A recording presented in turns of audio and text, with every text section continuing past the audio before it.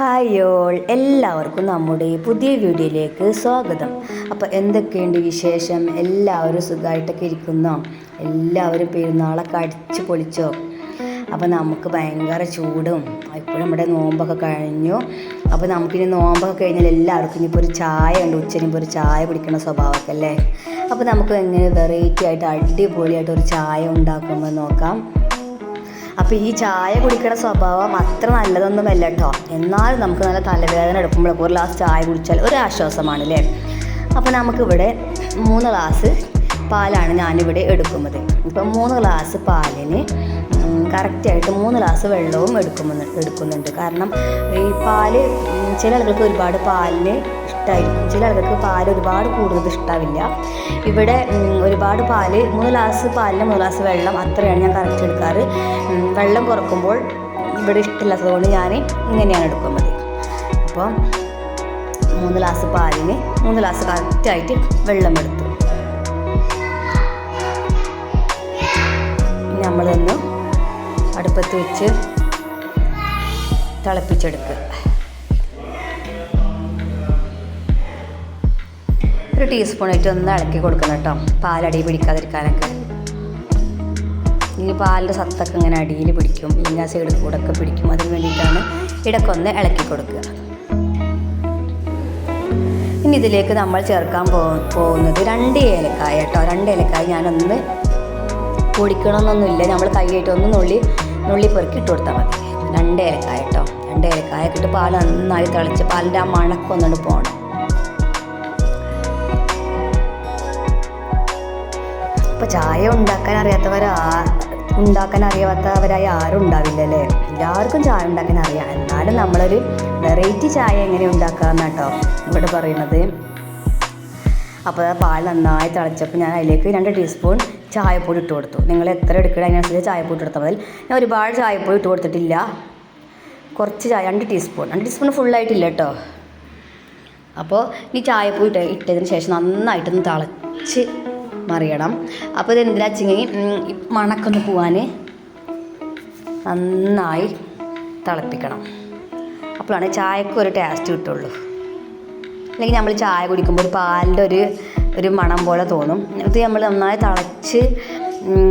തിളച്ച് കഴിഞ്ഞാൽ പിന്നെ അങ്ങനെ പാലിൻ്റെ ആ ഒരു മണം തോന്നില്ല.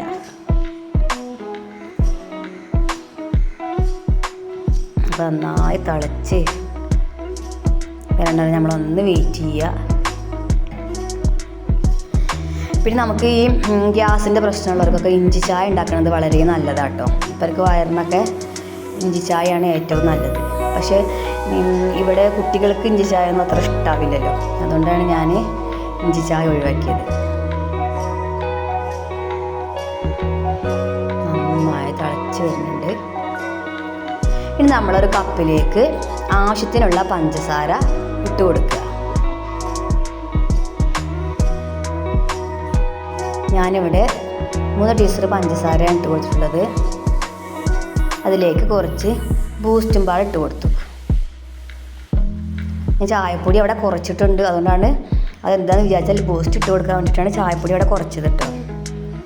ബൂസ്റ്റ് ഇട്ട് കൊടുത്താൽ ചായക്ക് നല്ലൊരു കളറാകുമല്ലോ, പിന്നെ കുട്ടികൾക്കൊക്കെ ഒരുപാട് ഇഷ്ടമാവുകയും ചെയ്യും.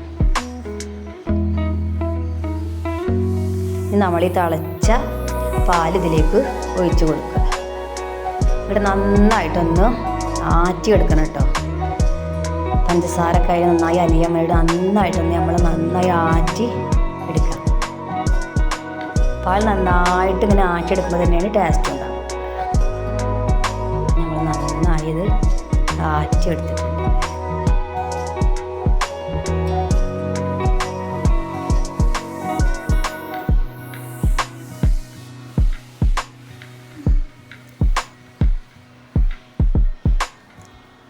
നമ്മൾ ചായ അരിപ്പയിൽ അരച്ചതിന് ശേഷം നമ്മളിതൊരു ജഗ്ഗിലേക്ക് മാറ്റിയിട്ടോ. അപ്പം നമുക്ക് ചൂടുവെള്ളം കുടിക്കണമെന്നുണ്ടെങ്കിൽ അങ്ങനെയും കുടിക്കാം. അതല്ല വെച്ചെങ്കിൽ നമുക്ക് അങ്ങനെ മൂടി വെക്കുകയും ചെയ്യാം. ഇത് ഞാൻ ചായ ഉണ്ടാക്കി കുട്ടികൾക്ക് കൊടുക്കാമെന്ന് വിചാരിച്ചു. എങ്ങനെയുണ്ട് ടേസ്റ്റ് എന്നവർ പറയട്ടെ. എന്തായാലും ബൂസ്റ്റ് ചായ ആയതുകൊണ്ട് കുട്ടികൾക്ക് എന്തായാലും നന്നായി ഇഷ്ടപ്പെടും. ബൂസ്റ്റ് നല്ല ഇഷ്ടമുള്ള കുട്ടികൾക്ക് ഭയങ്കര ഇഷ്ടമാണല്ലോ. അപ്പോൾ ഞാൻ ആദ്യം മോൾക്ക് കൊടുത്തു. എന്നിട്ട് മോളോട് എങ്ങനെയുണ്ടെന്ന് ചോദിച്ചു കേട്ടോ. അവൾ നല്ല ടേസ്റ്റ് ഉണ്ടെങ്കിൽ അവൾക്ക് ചായ ഉണ്ടാക്കാം, നല്ല ടേസ്റ്റ് ഉണ്ടെങ്കിൽ മാത്രമേ ടേസ്റ്റ് ഉണ്ടെന്ന് പറയുള്ളൂ കേട്ടോ. എന്താ വെച്ചെങ്കിൽ അവൾക്ക് നന്നായി ചായ ഉണ്ടാക്കാൻ അറിയാം. അപ്പോൾ നല്ല ടേസ്റ്റ് ഉണ്ട്, അവൾക്ക് നന്നായി ഇഷ്ടപ്പെടും, നല്ല ടേസ്റ്റ് ഉണ്ട് പറഞ്ഞ് ഞാനും കുടിച്ചു. നല്ല ടേസ്റ്റ് ഉണ്ടായിരുന്നു കേട്ടോ. അപ്പോൾ അടിപൊളിയാണ്. അപ്പോൾ നിങ്ങൾക്ക് എൻ്റെ ചാനൽ ഇഷ്ടപ്പെടുകയാണെങ്കിൽ സബ്സ്ക്രൈബ് ചെയ്യാനും ഷെയർ ചെയ്യാനും ലൈക്ക് ചെയ്യാനും മറക്കരുതേ.